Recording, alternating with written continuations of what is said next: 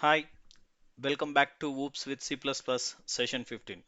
In previous session, we have seen how to overload the functions and the technique behind the function overloading and the topic related to polymorphism.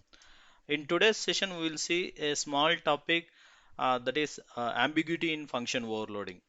Uh, okay, so we'll see why we will get the ambiguity in function overloading. Okay, just observe this program. Here I have two functions with the same name, fun and fun. Both are taking first function is taking integer as an argument, and second function is taking two integers as an arguments. But they have some default values. So if you are not passing the values to the function, then it will take the default arguments. Okay, so we have discussed this default arguments already. Okay, so now um, observe the main function. Here I have called the function fun, and second line I have called with two arguments 100 comma 200. Third I have called fun with 100. So here I have called one argument function. So second one I have called two argument function. Just pause the video for 1 second or 2 seconds. Think which function it will be called here. For this fun and fun, which function will be called, whether one argument function will be called or two argument function will be called, which function will be called for these three.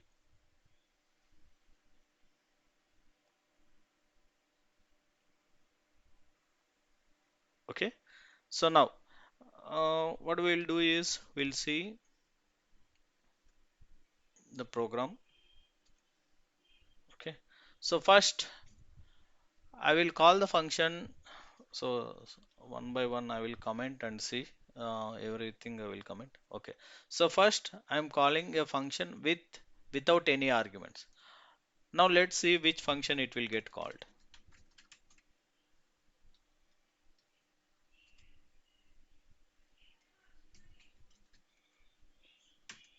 Okay, it's calling two argument function.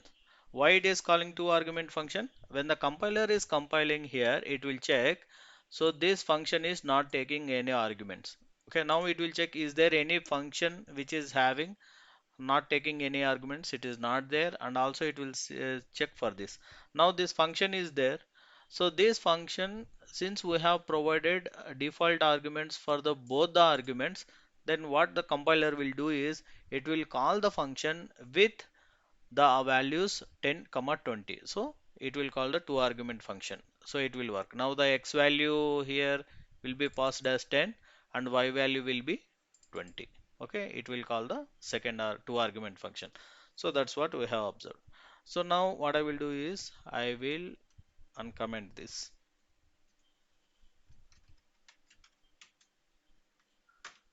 Now compiling it.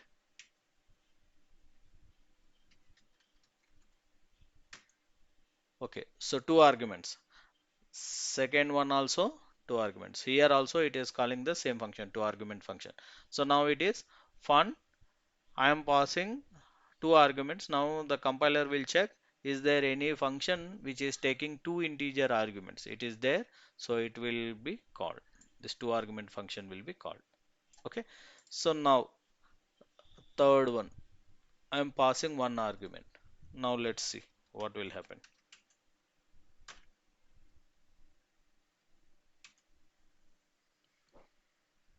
Okay. Can you see here what is happening? Error.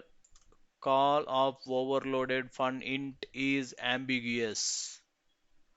In the line number 11 we are getting the error. Okay, if you see what is the line number 11. Okay, so this one is error. Now why it is error? Because this function, the one argument function, can also be called with an argument. Here the compiler will check, try to do binding with the function definition, but when it is checking it, it is finding two functions. One function which is taking one integer argument, means we can call the function with one argument also, this function. And if I am passing For this function also we can call with one argument. Both the function we can call the one argument, because second argument we are providing the default value here. So that is the reason both the functions I can call with one argument. Okay. So now the compiler will get confused which one to call, whether the one argument function or two argument function. So because I'm repeating once again, this default argument functions we can call in three different ways. We can call it with one argument, we can call it with two arguments, we can call it with zero arguments also. Because we have provided default values to all the arguments, then we without arguments also we can call. Now when I am trying to call such type of thing, then we will get the ambiguity situation. Okay, this is what uh, ambiguity in function overloading. Okay. Okay, so what is happening here for the first function? So it is calling two argument functions with the values 10 and 20. Okay, so it is taking 10 for x, 20 for y, and this function call will be linked with the function definition of two arguments. Okay, so now second one, function 100 comma 200. Now for this also two argument function will be called. So but it will pass with the values 100 comma 200, because we have given the values, right?